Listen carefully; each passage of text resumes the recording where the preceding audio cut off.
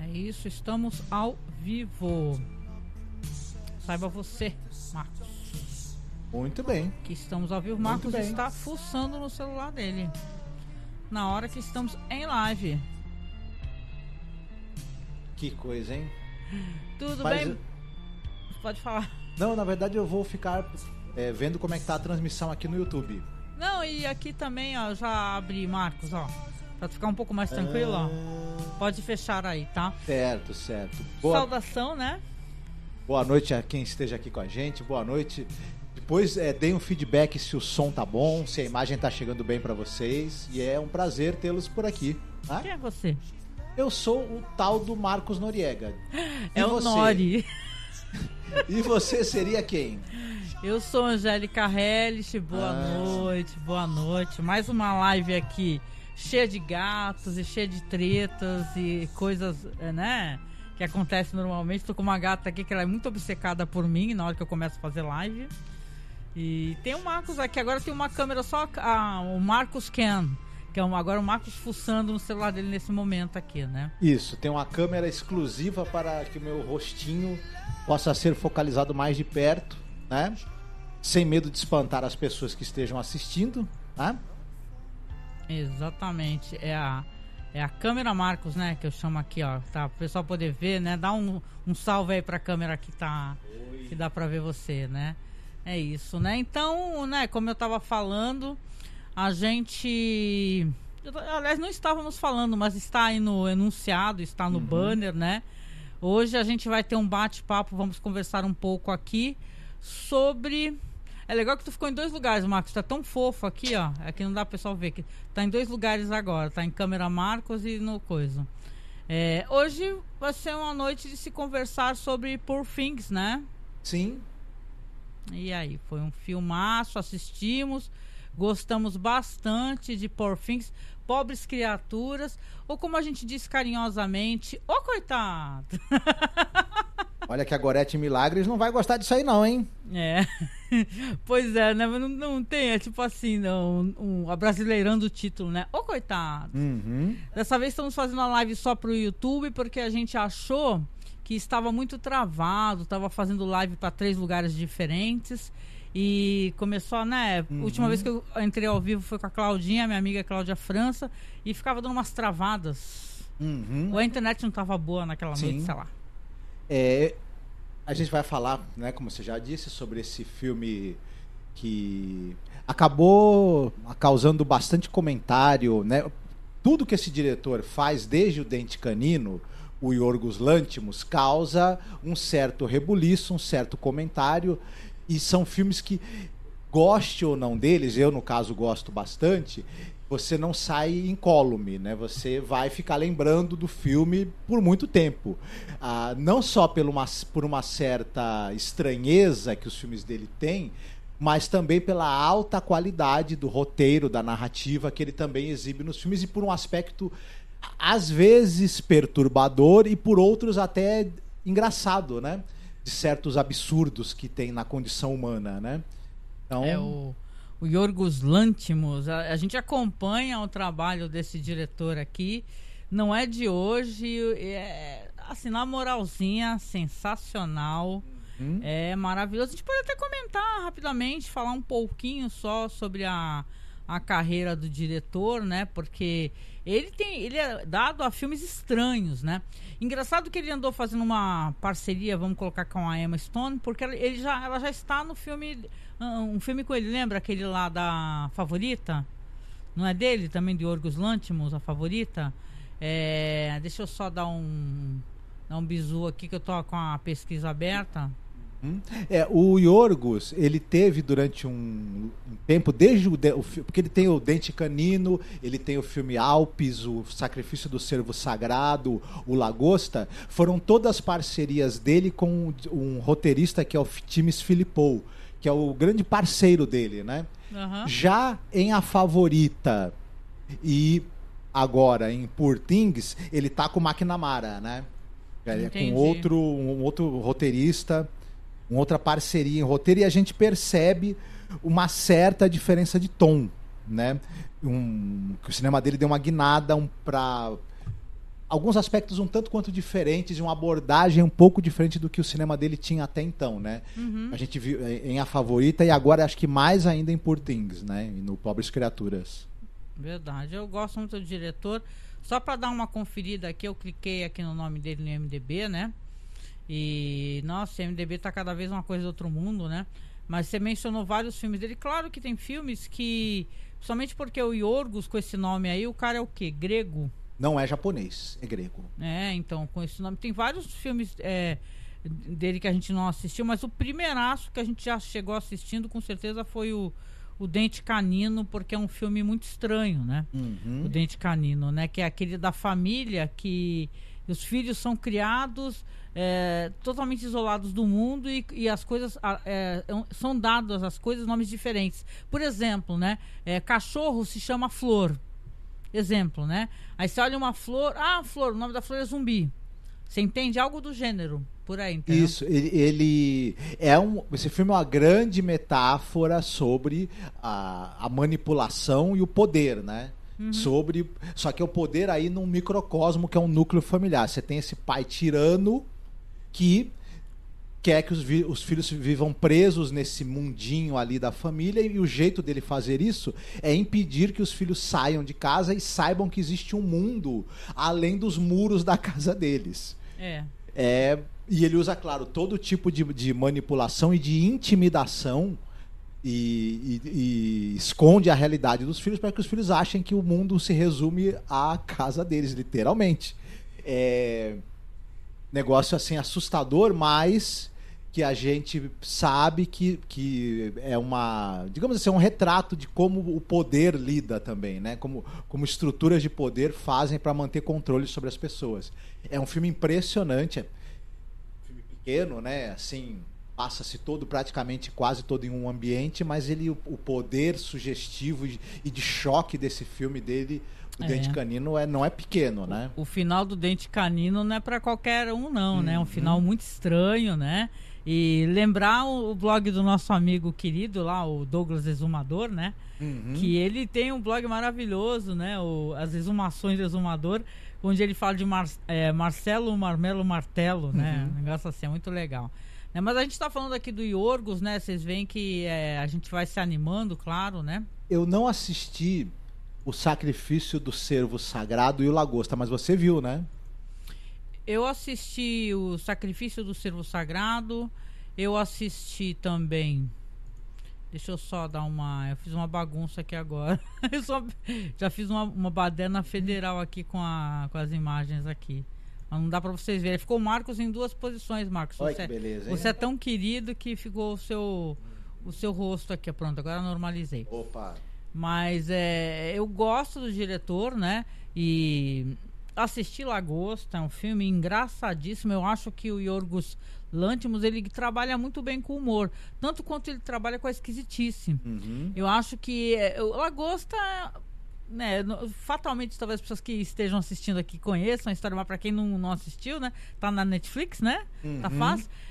É uma realidade onde você tem que ter um propósito. Vamos supor, se você não se casar, não constituir família, tu tem que escolher ser um bicho ou morrer, né? E um cara, que aí no caso é aquele ator lá, Colin Farrell, ele se escolhe ser uma lagosta, né? Só que no meio desse processo ele vai acabar encontrando uma outra pessoa também. Então é tudo tão estranho assim. Eu acho que ele escolhe a dedo os roteiros, né? Então não é estranho. A gente tem um filme ótimo como Poor Things, né? Pobres Criaturas, que ele é cheio de estranhezas, esquisitices, mas tem umas coisas legais que eu quero poder trazer para vocês aqui, conversar com vocês sobre a questão do direito à mulher à própria sexualidade, entendeu? O direito à mulher a não ser constrangida a obedecer homens e se encaixar em certos locais sociais, assim, no casamento, blá, aquela coisa toda, né? Vamos falar sobre isso. Vamos falar. Isso. O filme é baseado num livro de um escritor. Eu provavelmente eu não vou tentar adivinhar a pronúncia do nome dele, então eu vou pronunciar como se escreve, que é o Alasdair Gray. E esse cara, ele é um cara importantíssimo porque é o seguinte, mais ou menos entre os anos 70, 80 e 90, esse cara publicou romances como, por exemplo, Lanark. Esse Alasdair Gray, ele era um cara que ele era formado em artes visuais, mas ele também escrevia e ele fazia ilustrações também para os próprios livros, e ele usava nos livros dele um tipo próprio de tipografia. Ele é quase que um William Blake, se a gente for comparar. Uhum. Só que ele é o grande nome do ressurgimento da literatura na Escócia, agora já, né, na segunda metade do século passado, do século XX, né? E esse cara foi o responsável por ter um ressurgimento da literatura na Escócia. Que legal. E ele influenciou toda uma geração de escritores escoceses mais novos do que ele, né? Pessoal que está agora lançando seus livros, os seus primeiros romances, e que esses escritores, a literatura vinda da Escócia agora, ela consegue ter uma projeção no mercado americano atualmente.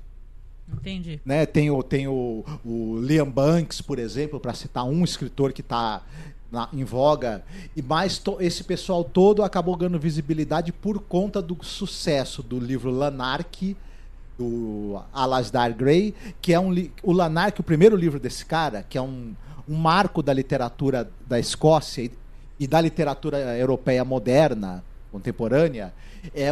O cara mistura um romance de formação que acompanha desde a infância até a idade adulta de um personagem, só que num cenário de ficção científica e distópico. Aí você vai perceber o seguinte: olha como os elementos que ele vai usar depois, esse escritor no Pobres Criaturas, já estão presentes.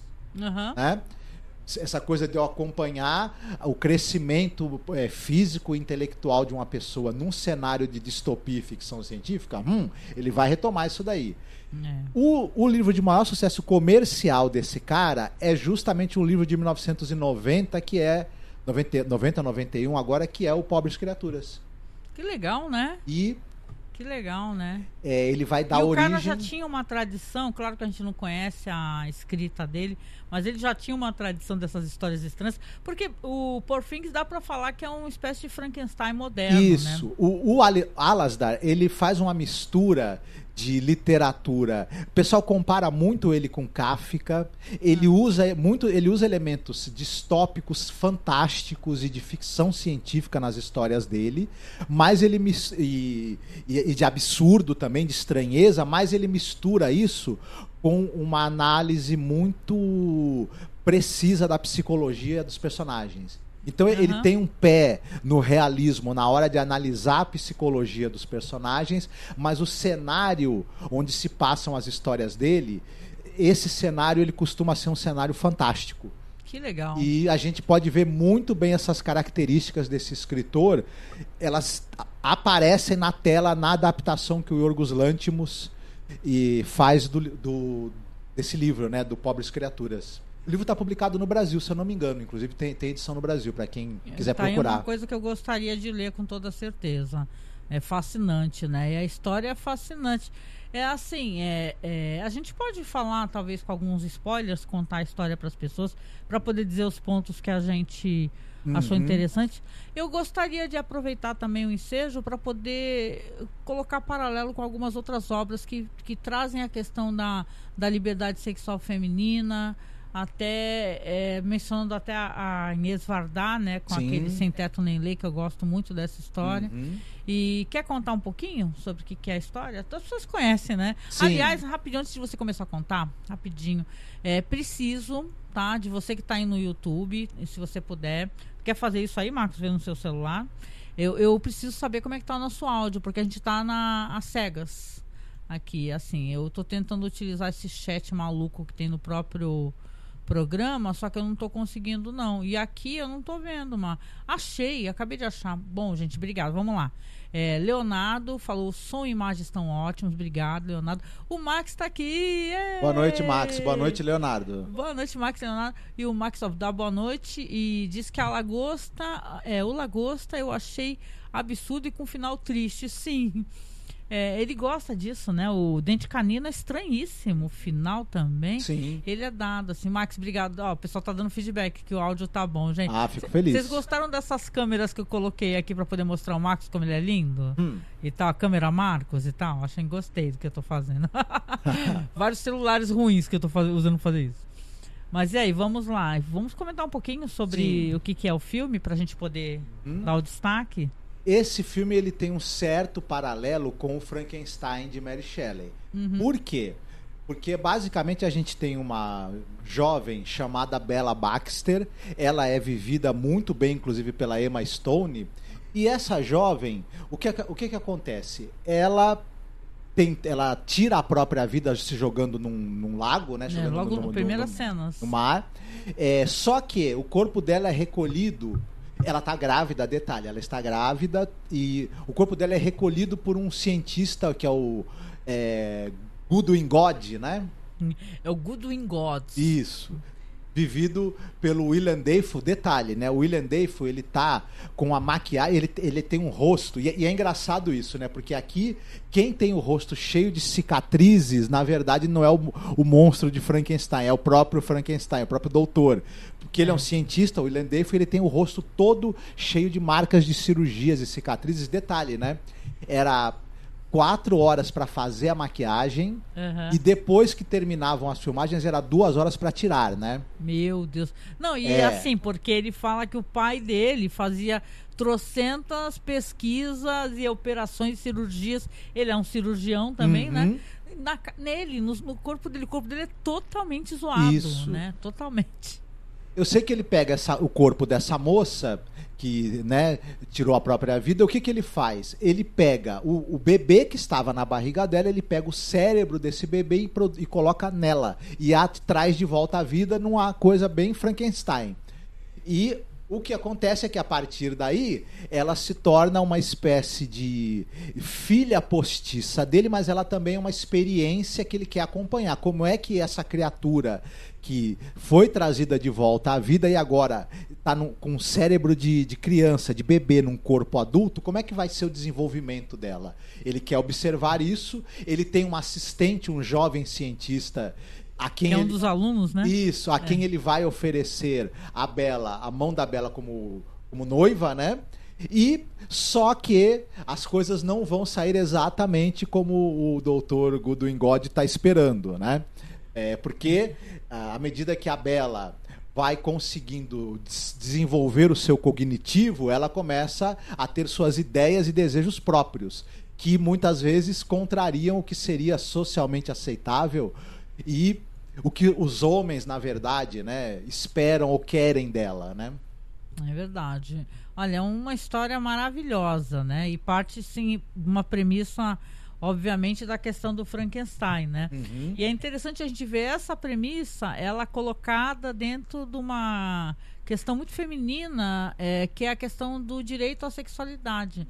Né, você ter a tua própria descoberta. E claro que isso, logo ao princípio, né, a gente é confrontado, eu gosto como agente espectador, a gente é confrontado com os nossos valores e as nossas questões de criação, né?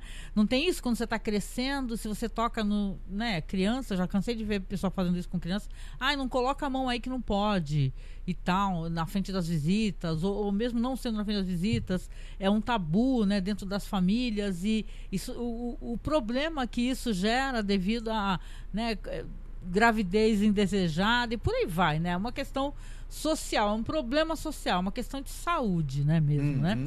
E você pensa assim, cara, é exatamente essa questão que está sendo colocada aqui, porque você vê que ela tem um cérebro infantilizado, porque é como se ela tivesse nascido naquele momento. Então, todas as coisas que são primordiais no ser humano, a vontade de comer, né, Marcos? A vontade de ter carinho, atenção, ter seus desejos atendidos, coisas que um bebê faz, ela faz exatamente.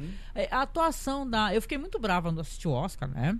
Eu fiquei muito chateada quando a Lily Gladstone, de Assassino das Flores, não ganhou nada. Eu fiquei passada, mas eu sou obrigada a reconhecer que a atuação da Emma Stone é maravilhosa, né, Marcos? É incrível. É muito difícil, porque é assim, o ator, ele vai, por exemplo, você vai fazer determinado personagem, você vai tentar fazer um laboratório. Você vai observar pessoas daquele tipo, com aquela característica que você quer, né, colocar no seu personagem. Então você precisa pesquisar.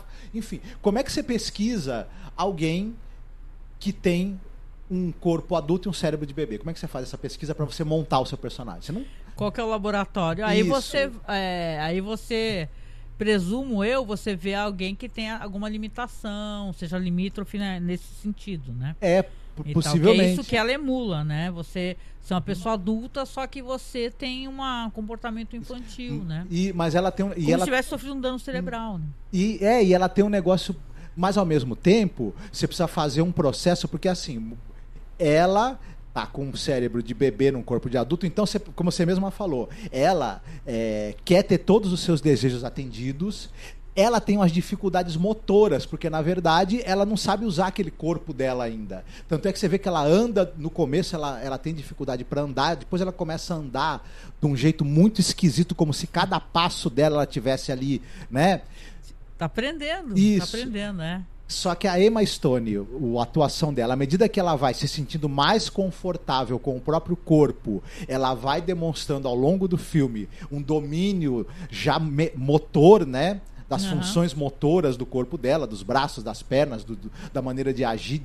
E ela vai demonstrando também aos poucos, porque na verdade também ela tem dificuldade de trejeito social, de traquejo social. Ela vai aos poucos demonstrando uma segurança muito maior. E ela é uma personagem altamente também destemido. É engraçado isso, como ela quer ter todo tipo de experiência, nenhuma experiência gera medo nela, ela aceita e quer experimentar coisas. Qualquer outra pessoa talvez tivesse muito medo, muito pavor daquilo, mas ela quer viver essas experiências sem travas morais e sem as travas de repressão que a sociedade coloca. E, ao mesmo tempo, ela vai desenvolver também uma capacidade com o tempo de se impor quando alguém quer impor a vontade a ela. E é interessante, porque para mim isso acontece em 3 momentos. Ela primeiro encontra alguém, isso no pai dela, né, no criador dela, no Good in God, e depois no noivo dela, alguém que fala: você vai me obedecer porque eu te amo. Depois ela vai encontrar alguém que vai falar para ela: você vai me obedecer porque eu dou tudo que você quer. Você vai viajar, você vai experimentar tudo. É muito legal isso que você falou. E depois ela vai encontrar alguém que fala: você vai me obedecer porque senão eu te mato. Exatamente, né? Você vê, né? Mas essa daí é a escala do jeito como a sociedade vê a mulher, né? E tal. A mulher não tem direito a decisões que tem a ver com o seu próprio corpo, né? Questões de aborto, etc. e tal. E é mandada o tempo todo. Ela é mandada em casa, ela é determinada a fazer certas coisas que o homem não precisa fazer. Sexo pro homem é uma coisa incrível, assim, meu filho pega toda a mulherada, né, e tal. E, não, minha filha não, se ela transar com alguém já não presta. Então, né?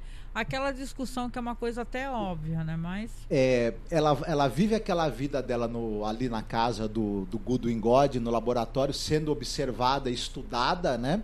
Mas em um determinado momento eles chamam um advogado lá para resolver as questões de demandas do ex-marido, né? Do marido que é isso. Não, na verdade o advogado é para resolver as demandas eu acho que de herança e tal, um negócio assim, ou do próximo casamento, né? Afinal, ela vai se casar, né, com um pupilo dele, né? Ele oferece a mão dela, assim, como se ela, né? Isso. Meio que até ele estivesse querendo se livrar disso, falar assim, fica aí. Ele depois que ele tiver já estudado ela e feito todas as experiências e todas as anotações que ele quer, ele não quer continuar cuidando dela e vai dar um marido para ela.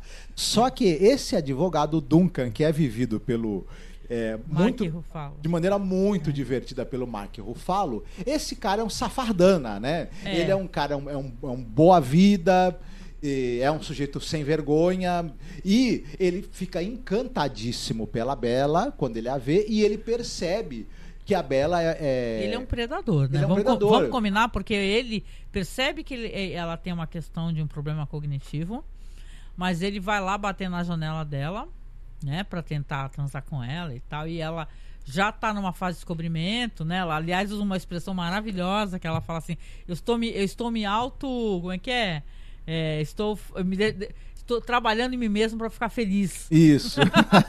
Ela usa uma ótima expressão, né, para falar. E aí o cara é um predador e ele se acha um bom vivant, um cara que não tem travas morais, né? Um cara que, eu não me prendo a ninguém, as mulheres se apaixonam por mim, mas não me prendo a relacionamentos, sabe?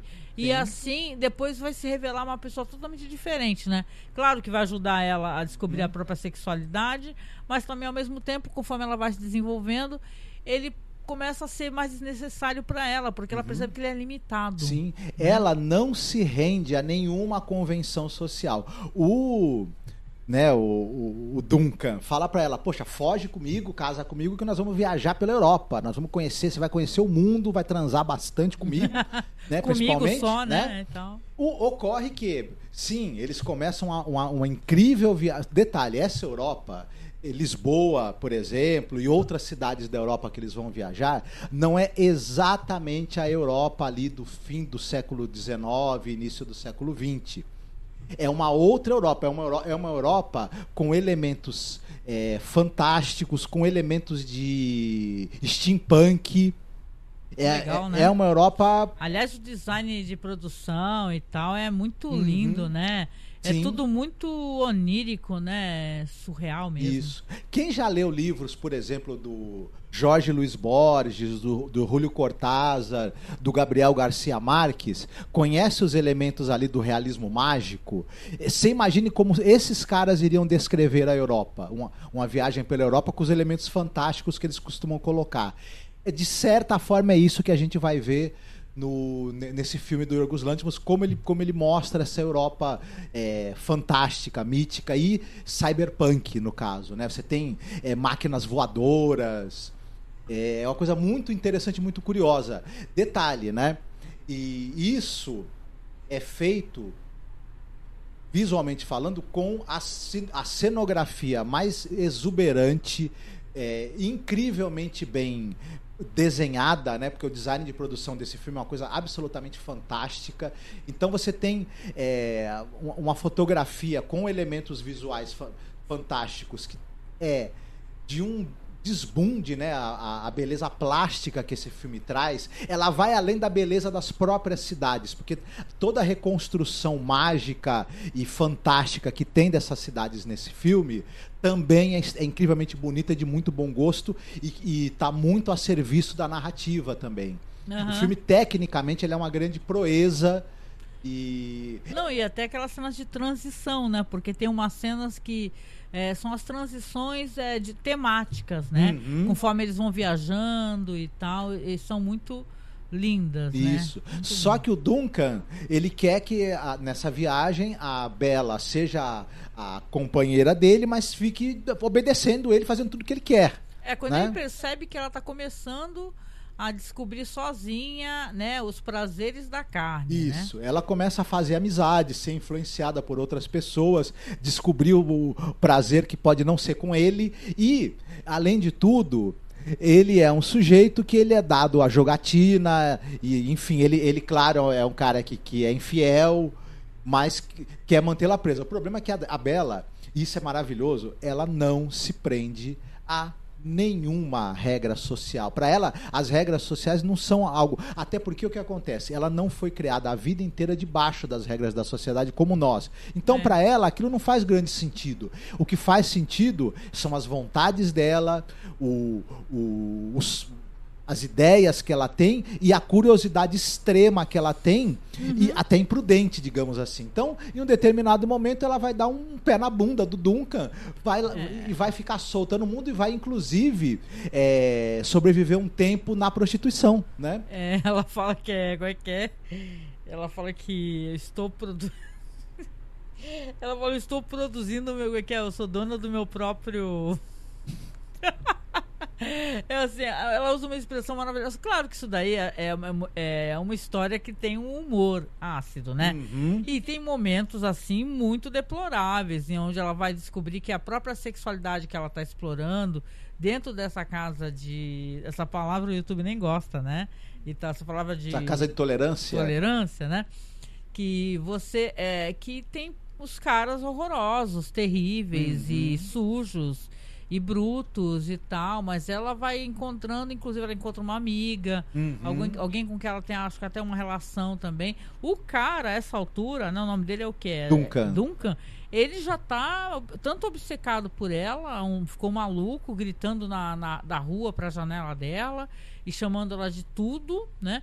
Ou seja, o cara mais convencional possível, né? Se tá sem dinheiro, né? Tá sem dinheiro, porque eles gastaram tudo. Ela dá o dinheiro dele. Conforme ela vai descobrindo, tem um momento que ela encontra aquele casal no navio, né? E ela começa a ter noção da desigualdade no mundo, né? Isso. E ela pega todo o dinheiro que ele ganhou, inclusive nos jogos lá, e dá tudo, doa tudo. Acaba parando na mão de uns picaretas, Isso. né? O jovem... Esse rapaz que ela conhece, ele tem uma maneira niilista, digamos assim, de ver as coisas, né? Mas e ela encontra uma senhora também que é vivida pela Hana Shigula. Inclusive, eu adoro essa atriz, então sempre que tem ela num filme, a última vez que eu tinha visto ela tinha sido naquele filme do Fausto, do Sokurov. Mas eu gosto demais dela, então sempre que ela aparece eu fico muito feliz.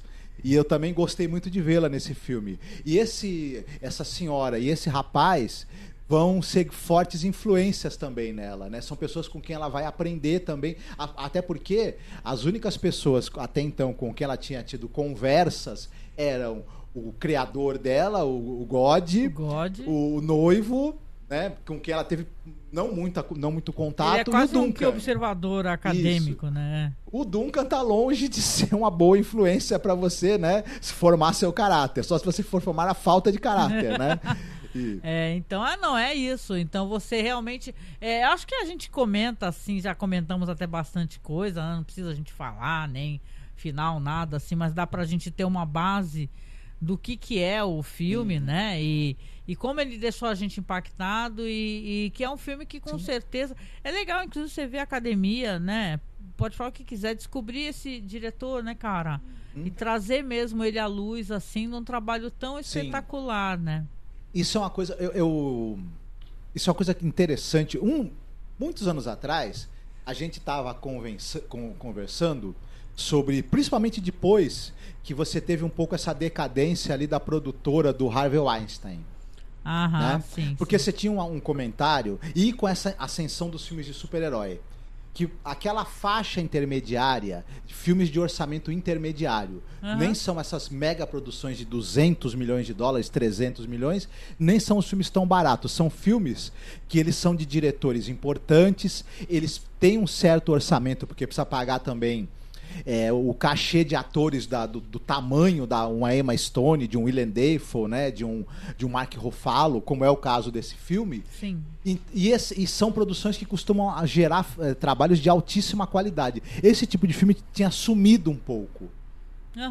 E é interessante como esse tipo de cinema agora que a gente vê em Assassinos da Lua das Flores, em Barbie, em Oppenheimer, em Pobres Criaturas, esse tipo de filme de muito boa qualidade, com excepcionais atores, mas que ele não está preso àquela coisa das franquias, super franquias de Hollywood. Como é bom poder voltar a ver esse tipo de cinema e ver esse tipo de cinema ter relevância em premiações. Eu não ligo muito, eu tô nem aí pro Oscar, vou ser sincero pra vocês, eu não tô nem aí pro Oscar. Eu sou uma teimosa, todo ano eu assisto, mas eu entendo o que você tá querendo dizer, né? A gente consegue entender a importância porque fica mais fácil do cara conseguir continuar produzindo filmes bons, né?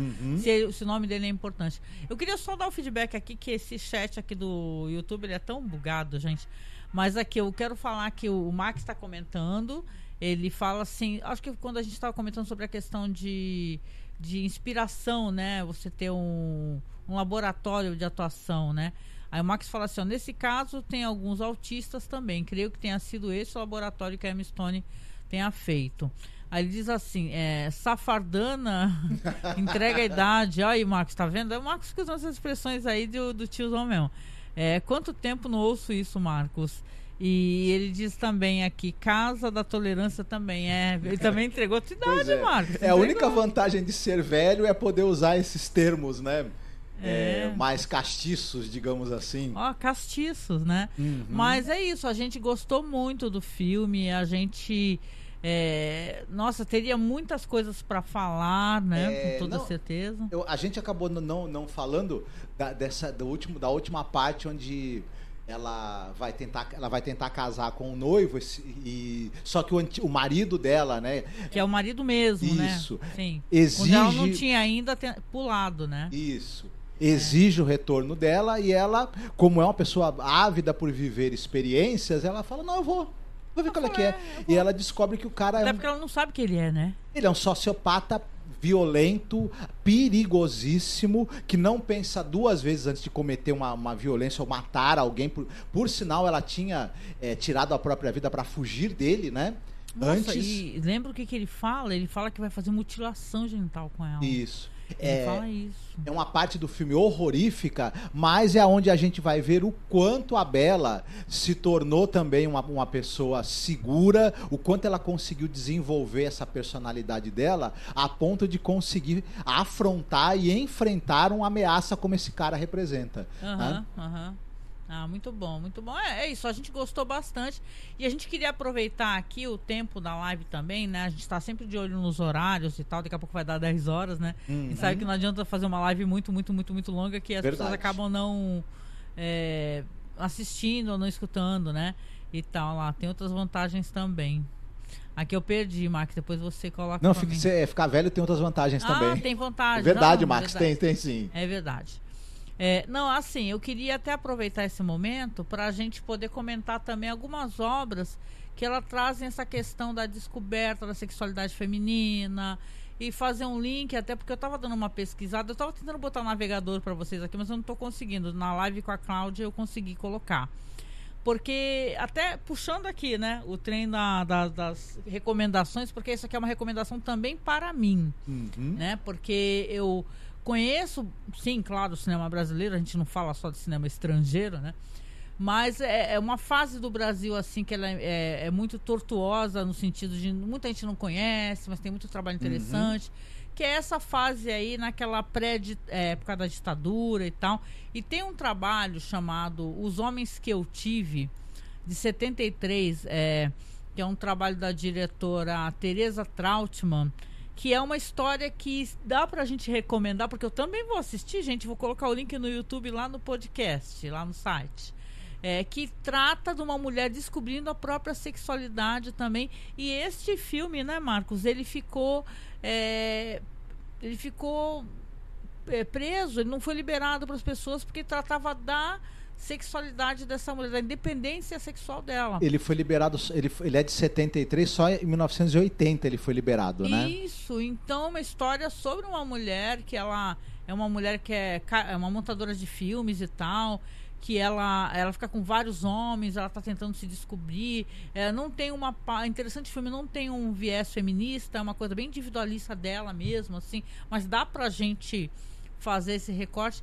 E eu tava dando uma olhada, ele agora foi remasterizado e tal, tava tendo uma redescoberta deste filme, e eu acho muito interessante a gente colocar dentro, né, de um podcast onde a gente fala de pobres criaturas, falar de cinema brasileiro, porque claro que tem grandes cineastas. Aliás, eu recomendo muito vocês procurarem, sempre quando tem uma questão de sexualidade, que nem tem a Claire Denis, tem aquela diretora que eu gosto tanto a Chantal Akerman, né? Chantal Akerman e tal, que você a sexualidade feminina vista sob os olhos de uma mulher é muito diferente como é tratado. Tratamento assim, da independência da mulher.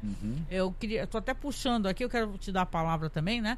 Mas fica aqui a recomendação, então, de Os Homens que Eu Tive, tá? Que eu vou deixar nos links do podcast, que eu também vou assistir, porque, como eu falei, eu conheço pouco desse cinema pré-ditadura militar no Brasil, entendeu? A porno chanchada algumas coisas e tal, tem colegas que são grandes estudiosos disso, né?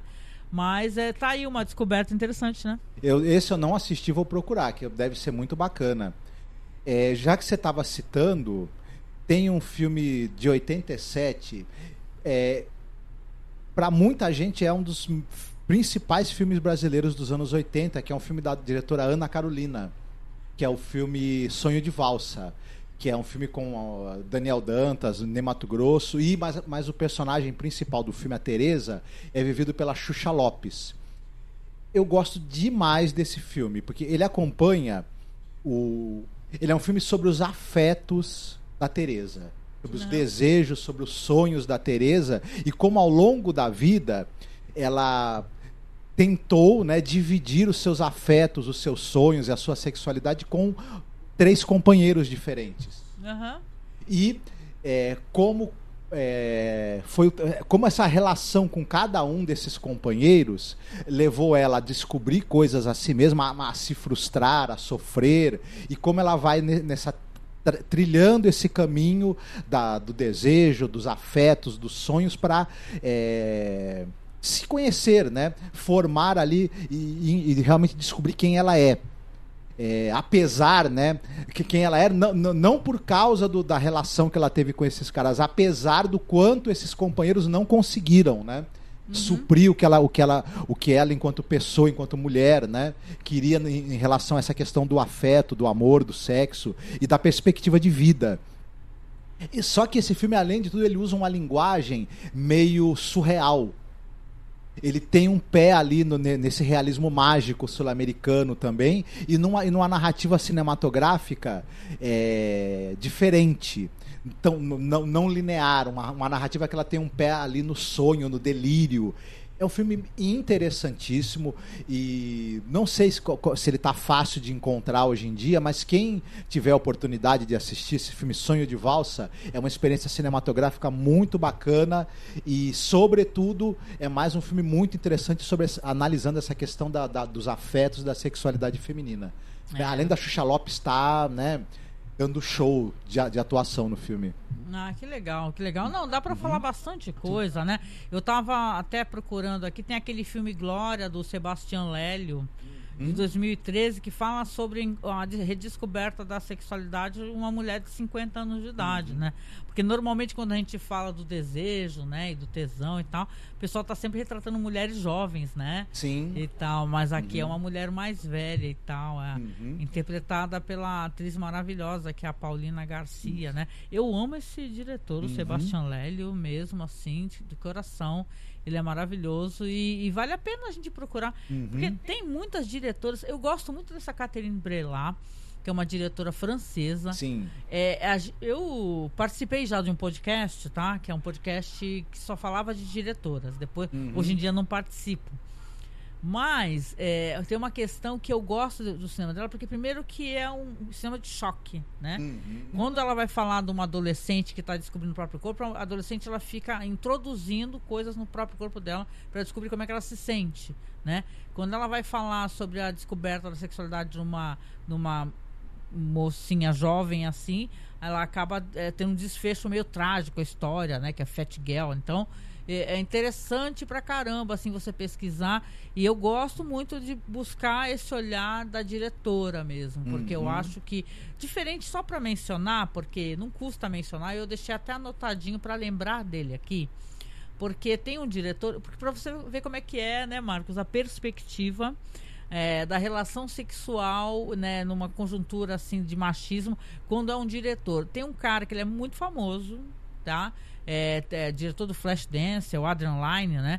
Eu acho que ele tem um olhar punitivista para as relações, principalmente um olhar para a mulher, né? Não à toa ele é o diretor de Atração Fatal, né? Que a Glenn Close é uma louca, né? No filme, né? Uma louca, maluca, que quer destruir o casamento. No final ele tem aquela cena que é até engraçada dele matando ela. Infidelidade, que é um filme que, putz, é terrível o que acontece, né? O cara acaba assassinando, né, o amante dela. Então, Proposta indecente. Então você... que o cara oferta ali uma grana, né? Pra que ele quer... ia falar palavrão aqui. Ele quer transar com a Demi Moore. Então, né, Eu acho que o Adrian Lyne tem um olhar meio punitivista para a questão, né, de infidelidade, de culpa, são tragédias e tal. Eu acho que ele tem isso. Discutam aí depois com a gente aí. É um moralismo rasteiro, rastaquera, né? Mas tem exemplos aí, por incrível que pareça, né, tem muito mais interessante, uma abordagem sobre essa coisa da sexualidade, do desejo feminino e da repressão sobre a sexualidade da mulher. Um diretor um diretor homem, né, que trata isso de maneira muito mais interessante é o Dusan Makavejev. Quem tiver a chance de assistir 2 filmes dele, que são o WR, Mistérios do Organismo, é maravilhoso. Ou o filme dele, um filme doce, o Sweet Movie. Sweet Movie, um grande filme, viu? Que são 2 filmes cult aí dos anos 60 e 70 e que tratam dessa coisa da luta da mulher para vencer, para compreender a sua sexualidade, e para vencer todos os, digamos assim, os mecanismos de repressão e controle sociais que estão ali para podá-la, né? Enquanto ser pleno e para podar a sexualidade, principalmente, que é o caminho, né? Para ter esse controle, enfim. Sim. Então eu acho bem interessante o cinema né? dele. Tem muitas coisas para falar. O Max diz aqui também, eu quero aqui gosto de dar os feedbacks dos comentários, né? Ele tá falando que esse filme, aquele que eu comentei, né? Do que é brasileiro, tem no YouTube? Tem. Eu achei maravilhoso que tem no YouTube, né? Sonhos de Valsa também está disponível. Lá vou procurar tudo. Eu costumo procurar no YouTube ou no OkRu, né? As pessoas não estão muito acostumadas a usar o OkRu, e eu acho hoje em dia um dos maiores repositórios de cinema mundiais, assim, o OkRu, assim, tá melhor do que muito streaming. Mas pode deixar que lá no podcast, porque depois vira um podcast, eu vou linkar tudo, vou facilitar muito o caminho aqui. Tem mais algum que você gostaria de recomendar? Então, na verdade, esse é um assunto que foi tratado, né, muitas e muitas vezes, né? E tal. Mas, como eu já falei, você tem mais alguma recomendação? Olha, eu pensei, tem bastante coisa que dá pra gente comentar aqui, né, e tal. O assunto não acaba, né? A questão de sexualidade é sempre problema. Eu tô até vendo aqui, ó, que tem até aquela diretora brasileira, né, que a Júlia Ducournau, não, a Júlia Ducournau não é brasileira, não. A diretora francesa, né, que tem um filme interessante que é o Raw, né? Você tem a questão de você acabar se virando canibal, né? Uma parada assim, né? Ela começa a consumir carne humana, né? Mas tem diretoras brasileiras assim que tratam desse assunto. Eu queria só trazer aqui, porque eu vou até digitar aqui rapidamente, aqui, se você quiser ir falando alguma coisa, a Agnes Varda, porque ela tem o Sem Teto Nem Lei, né? Eu gosto muito dessa diretora, gente. Eu sou apaixonada, ela já falecida, né?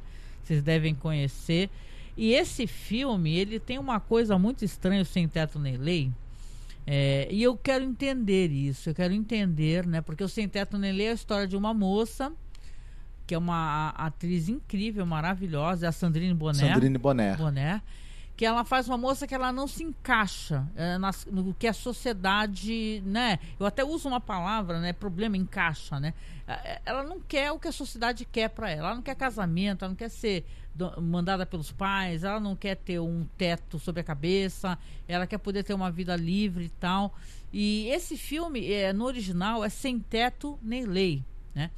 Só que por que diabos esse filme tem, por algum motivo, títulos em alguns locais, inclusive nos Estados Unidos, como Vagabonds, né? E assim, dá para você aqui tentar entender essa palavra vagabonde. Aqui tem uma conotação ruim no Brasil, né? Mas vagabonde também é alguém que está em trânsito, né? E tal, tem várias... mas, pô, Sem Teto Nem Lei é muito mais forte. E é o que foi decidido pela diretora. E é um filme maravilhoso da Agnes Varda e tal. Tem um final, sabe, perturbador, né? E assim, que ela quer já discutir esse negócio da mulher que tem a sua liberdade sexual, que não quer ter um trabalho, né? Porque hoje em dia não é isso, a gente tem que ser uma coisa ou outra. Você tem que ter um trabalho, você tem que se encaixar assim, assim, assim, assim. Se você não faz nada disso, ou você é sem vergonha, você não presta, se acontecer alguma coisa, olha só, não vale nada aquela pessoa porque ela não fazia isso. Então é interessante essa discussão, porque é uma discussão que mostra que não existe um jeito certo, específico de viver, que é o jeito certo. Né? Claro que nós somos responsáveis pelas nossas escolhas, sim, né? Mas eu penso assim, que é uma discussão muito boa e muito válida, né? Eu gosto muito do Sem Teto Nem Lei e eu vou procurar para colocar também na publicação. Você gosta desse filme? Conhece? Eu não assisti. Eu gosto muito da Sandrine Bonner e da Agnes Varda também. Ainda tá na minha lista para assistir. Uma das maiores diretoras que já passaram pelo mundo, pelo planeta Terra, né? Eu gosto muito dela, muito emocionante. Lembro dela assim com muita emoção. Mas assim, dá para conversar sobre vários filmes que trazem essa questão de sexualidade, né? Até tirando dessa coisa por exemplo, né, do negócio da mulher cis, né? Trazendo filmes assim que tem a questão da sexualidade da mulher trans, por exemplo, entendeu? Isso é legal também. Então, aquele filme Uma Bela Mulher, né? Uma Mulher Fantástica. Que é do Sebastião Lélio. Filme chileno, absolutamente sensacional, né? Eu fiquei tão emocionada assistindo esse filme. Aquela cena que ela tá. Que tá tudo acontecendo com ela perdeu o amor da vida dela, ela tá sendo constrangida na polícia, ela tá sofrendo, saca? E tipo assim, vem aquele vento, né? Querendo jogar ela pra fora, assim, aquela cena. Eu fico arrepiada, assim, é linda demais. Esse filme é maravilhoso. Eu não sei se quem tá ouvindo a gente já assistiu, mas basicamente a personagem, ela é uma mulher trans e ela tem um namorado que acho que é um cara bem mais velho do que ela. Sim. Ele acaba sofrendo uma queda da escada, porque ele já tá com a saúde meio comprometida e a partir do momento em que ele cai, ele morre, ele acaba morrendo, né, por decorrência dessa queda. E o que acontece? Primeiro, que a família dele, a família dele não sabia quem era essa namorada que ele tinha. Quando a família ela morava no apartamento deles, estavam morando juntos, já estavam, né, com um relacionamento já estável, inclusive, né? Começa um show de preconceito e violência, né? De todos os tipos da família do cara contra porque ela. Porque o cara era casado, tem uma parada, né? Ou ele era separado da mulher, tinha filhos adultos. Começa uma violência assim contra ela. E saca, e ela... A impressão, né, que a gente vê alguém que mergulhou num mar de merda e sai limpo, porque o mundo é um lixo, cara. Entendeu? E também relacionado com a questão de como a polícia vai tratar o caso, o que acontece? O cara teve uma queda acidental, se feriu e morreu. Teve um ataque cardíaco. Teve um ataque cardíaco. Ocorre que para a polícia... todos eles não conseguem encarar a relação dos dois como uma relação normal em que o cara teve um problema, caiu, se feriu e morreu. Acham que ela é uma prostituta, isso, né? ou que o cara... que ela é uma aproveitadora. Isso, ou que o cara teria tentado agredi-la por algum motivo, porque para eles, né, na cabeça lá da polícia, uma relação de um homem com uma mulher trans sempre vai acabar em violência na cabeça da polícia. Isso. E querem que ela assuma que ela tentou se desvencilhar dele, porque ele tentando bater nela, e aí isso levou à queda dela. Só que o tratamento que a polícia faz é absolutamente também persecutório e constrangedor, não respeitando de maneira nenhuma a identidade de gênero dela. E as questões relativas especificamente a isso, né? E aí ela tem que lidar, além do luto que ela está tendo que lidar por perder o companheiro, ela tem que lidar com todas essas questões e essa violência, esse constrangimento que ocorrem por conta de as pessoas não aceitarem ou não respeitarem a identidade de gênero dela. Mas ela é um ser humano dotado de muita força, de muita força interior, tem um forte senso de quem ela é e um respeito por si mesma muito grande, e de alguma maneira ela vai encontrar a força e o caminho para vencer esses obstáculos, isso numa narrativa absolutamente segura e deliciosa em muitos momentos, né? E mágica, né? Tem momentos assim como ela quando ela tá na discoteca, que é de uma beleza, assim. Esse cara, ele tem uma sensibilidade, o Sebastian Lelio, né, pra poder contar essas histórias, né? E sim, tem a questão da sexualidade, afinal... detalhe importante. Oi. A atriz principal é realmente uma mulher trans. O que, Isso é muito importante, né? Porque as pessoas têm hábito de ficar utilizando os caras, que são homens cis, para interpretar mulheres trans. Isso, né? ou mulheres cis para interpretar mulher trans, como já aconteceu Exatamente. até a Felicity Huffman, né? Sim, Inclusive... Transamérica, na Felícia. Então, acho que, né, que você quer falar mais alguma coisa? Porque já vai dar 10 horas da noite e tal. Não, e só para comentar, e o que você acha, por exemplo, de um filme como Ninfomaníaca, por exemplo? Eu sei que é um filme que, claro, que vem à baila, né? Aí, Lars von Trier tá plenamente dentro da temática, é alguém descobrindo a própria sexualidade, né? A história, na época, nossa, fez o maior... escarcel, né? Nós gravamos até podcast que o amigo chamou nós para conversarmos e conta toda a história pregressa dela e como às vezes ela tem problemas relacionados a isso. Então eu gosto muito de Ninfomaníaca. Aliás, eu adoro o Lars von Trier. É um diretor que eu gosto bastante mesmo dos filmes dele. Eu acho Ninfomaníaca um filme maravilhoso. Você gosta também? A Charlotte Gainsbourg tá excepcional nesse filme, que tem que ter muita coragem para encarar um papel desse, né? E a Charlotte também é meio escaldada nessa questão, porque sempre teve a carreira do pai, né? Onde ela participava, era fotografada e tal. Ela só deve saber, ela é filha do Serge Gainsbourg, né? E realmente era muito polêmica, né? Aquela cena que virou meme, aquilo é maravilhoso, das crianças fazendo uma homenagem ao Serge Gainsbourg, todo mundo com cigarro na boca, assim num palco, as crianças assim chegando com cigarro assim, ó, na boca, assim, aquilo nunca seria feito hoje em dia.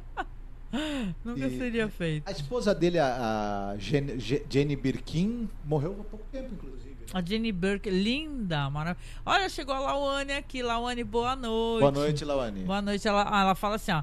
Já assisti Uma Mulher Fantástica, filme espetacular. Ganhou o Oscar de melhor filme estrangeiro um tempo atrás. Sim, e na época o falecido crítico de cinema, que hoje em dia ele faz falta, porque eu tava vendo um Oscar, tava terrível. O Rubens Evaldo Filho, ele cometeu a maior gafe. Ele chegou e falou assim, tá vendo essa moça aí? É um cara. Ele falou isso, entendeu? E eu lembro que na época o pessoal mega cancelou ele. Falou, porra, né? E tal, com falta de educação. Mas é verdade, eu lembro sim. O Thiago de Lima Castro chegou, falou boa noite. Ô, Thiago, chegou no final, depois tu volta pro começo. Ele fala assim, ó, depois da música dela com o pai sobre incesto, já está mais acostumada com polêmica. Sem dúvida. Nossa, é uma coisa meio perturbadora, né? Mas eu adoro a Charlotte Gainsbourg, eu gosto como ela tem os papéis onde ela se desafia, né? Aliás, eu sempre gostei, e falando em sexualidade de atriz que tem essa vertente, aquela atriz também de professora de piano, Isabelle Huppert, né? Isabelle Huppert, que tem essa... Pô, o filme dela, o Mamère, né? Que é um filme terrível, mas é sobre relacionamento de uma mãe com seu filho e a descoberta de sexualidade de uma maneira muito tortuosa, né? Pra dizer o mínimo. Aliás, Rapidex, a gente tem um podcast que é o 69, né? Olha o número dele, né? Onde a gente tem um bate-papo sobre obras que trazem a questão do olhar sobre sexo e tal. Então tem são obras lúbricas. Lubricidade. Pra quem gosta aí de termos, né? Lúbricas. Pois é. Então e aí? Tu acha que tá bom? Quer falar mais alguma coisa? Não, eu gostei muito da conversa. Eu acho que, né? Você gostou? Deixa eu tocar pra vocês aí rapidinho, gente, porque é assim, né? Eu tô gravando toda semana, tava atrasada porque tive os problemas técnicos. É um programa sobre Six Feet Under, né? Que tá na Netflix, na HBO, na Prime. Mas faço na Netflix, né, gente? E aí, eu gravei uma vinheta de apoio, porque isso é importante, gente. Desculpa ser repetitiva, né? Mas o Padrim resolveu encerrar as atividades. Aí a gente falou, putz, né? Como é que a gente vai fazer? Porque uma parte dos nossos apoios vem do Padrim. Então eu tô pedindo para as pessoas que eram assinantes do Padrim para irem lá pro Colabore Aí. Colabore Aí não, gente. Eu tô com... Olha quem subiu na mesa. Eu tô com o Colabore Aí na cabeça. Não, ele vai derrubar tudo, Marcos. Tem que tirar ele, tem que tirar. Ele vai derrubar porque esse gato ele é meio... Olha lá, viu? Ele quer destroçar nosso negócio, né? O Apoia-se, ó, deu uma sumida aqui, foi o gato. O Apoia-se, porque o Apoia-se realmente é onde a gente já tem uma campanha de financiamento. Estamos tentando comprar até hoje uma placa de vídeo para o PC, né? Compramos várias peças, viu, com a ajuda das pessoas. Então, nós somos muito gratos. Mas deixa eu tocar para vocês aqui, deixa eu ver se eu consigo colocar o vídeo de apoio, gente. Deu só um segundo aqui, ó. Por quê? Porque agora eu fiz um videozinho, só que aproveitei que como eu tava gravando sobre Six Feet Under, eu já fiz um vídeo novo de apoio, já comentando isso daí. Então deixa eu ver se toca pra vocês, tá? Antes de eu começar, eu quero aproveitar para deixar uns avisos rapidinho, tá? Primeiramente, muito obrigado por estar aqui comigo, né? Fazendo essa revisão. E também agradecer a quem nos apoia, né? Muito, muito obrigada, você que está nos apoiando. Agora a gente teve uma atualização nos nossos apoios, porque o Padrim, que é uma plataforma que nós usávamos há muitos anos, ela informou que vai ser desativada. Então, se você quer nos ajudar, e eu sei que você quer, né? Se quer que eu consiga falar sobre toda a série A Sete Palmos, você, por favor, lembre-se de nos apoiar no Apoia-se, né? Ou no Apoia-se, porque a gente já tem uma meta lá devido a uma peça de computador que ainda falta, né? Então nós deixamos aberto lá uma meta lá mensal, né? Você pode apoiar, a gente sempre pede para a pessoa apoiar acima de R$10, porque a plataforma pega um certo valor. Ou então, a gente é muito grato a quem faz isso também, mandar um Pix pra gente. Nosso Pix é bem fácil, é apoiomasmorra@gmail.com, tá? apoiomasmorra@gmail.com. Esse é o Pix que vai para nossa conta da Caixa Econômica Federal e é onde nós recebemos o dinheiro para pagar o site, comprar peças, resolver problemas. Recentemente nós compramos algumas peças para as nossas lives de quarta-feira, né, que nós fazemos aqui no canal. Então não deixe de nos acompanhar e principalmente não deixe de nos apoiar. E claro, muito, muito obrigada a você que acompanha e nos apoia, tá bom?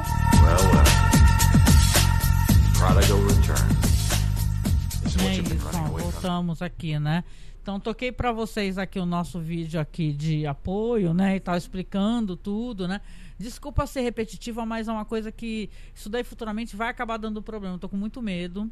Porque é que nem eu estava comentando, né? Uma hora você não faz o upload mais, não tem mais o site, não faz o upload do áudio para o seu servidor e acaba, você deixa no Spotify for Podcasters, né? Que hoje em dia é o Spotify, né? E aí vai Spotify, encerra as atividades. E aí, o seu áudio? Adeus. Tem gente que perdeu o áudio. Eu sou veterana no mundo do podcast, né? Como o Marcos também, mas eu lido com as questões técnicas. E eu já vi gente perder tudo, assim, todos os seus programas, deu problema no PC, não tinha backup e tal, e isso é muito triste, para dizer o mínimo, né? Então, só para comentar que quem puder nos apoie pelo Apoia-se, tá? Porque a gente, inclusive eles estão fazendo uma promoção, Marcos, né? Quem sair do Padrim e ir pro Apoia-se direto, acho que usa um cupom, não sei o que é, não tenho detalhes disso, mas só vi isso no Twitter. Eles dão desconto, um negócio assim, a parada assim. Então, né? Aconteceu com o Random Cast. O Thiago tá falando aqui, o Thiago de Lima Castro, o que teve com o Random Cast. Eu fico muito triste, Caramba, é muito Thiago, triste muito mesmo. triste, de coração, porque a gente perdeu, acho que um programa, um ou dois, né? Teve um que a gente perdeu ao vivaço com o Maurício Saldanha mesmo. A gente já perdeu um do Oscar, acho. Mas a gente tem tudo até agora. E é assim, é triste você ver um trabalho tão bacana quanto o deles. Que a gente sabe que foi fruto de muito carinho, de muito esforço, de muita dedicação. Muito. Podcasts maravilhosos. Sim. Meu Deus, beijo no coração da May também. E a gente saber que todo esse universo de temas, né, que eles trataram foi perdido, né? Felizmente. E a gente não deve nem... Eu entendo perfeitamente, né, que o Thiago, já quem tá falando sobre isso, né, o mundo do podcast, e você perder os seus programas, é investido, assim, muita coisa da vida da gente, para quem edita, para quem pesquisa, para quem participa. Tem pessoas que participaram conosco, que elas já foram embora desse mundo, cara. pessoas que a gente amava do fundo do coração e elas já partiram. Então é importante, eu entendo isso, a responsabilidade disso. Mas é assim, você está suscetível ao que é o mundo do backup. Você pode tentar fazer backup na nuvem, eu faço. Fazer backup fisicamente, em DVD, faço. Em pendrive, faço. Mas tudo isso pode estragar e tal. Então você manter o podcast é uma coisa bem complicada. Então a gente pede o apoio porque a gente é patrocinado por quem gosta dos nossos programas, dos nossos projetos. A gente está com um programa, agora uma pesquisa cinematográfica que a gente deve fazer. Se não sair esse mês, deve sair no comecinho do outro, tá? Sobre narrativas diferentes do cinema. Então a gente faz tudo com muita colaboração de quem gosta da gente, tipo o Douglas Freak, o Felipe Pereira, né? Beijo, Felipe, né, Marcos? E quem mais? Esses anos todos foi gente colaborando, o Thiago que tá aí, ó, nos comentários, já gravou com a gente algumas vezes. Então, por favor, se você puder, apoie o nosso podcast. Você não vai perder nada, você vai continuar tendo pesquisa cinematográfica. E a gente está fazendo esse esforço aqui para poder aparecer ao vivo para vocês também, para mostrar que a gente quer, né, ter mais proximidade também, tá? E com isso, né, Marcos, a gente agradece. Eu gosto sempre de agradecer quem apareceu no chat para dar oi, para dar um salve aqui. Primeiramente aqui, desculpa pelo aqui. O Léo, não tô achando o seu comentário, Léo, porque eu sou uma cegueta e o chat dá uma sumida aqui, ó, pronto. O Leonardo S fala, agradeço porque ele veio falar que o som tava ok. O Max comentou tanto, que obrigada, Max, pelos seus comentários, pela sua interação, pelo seu apoio, viu, que andou apoiando, nos ajudando.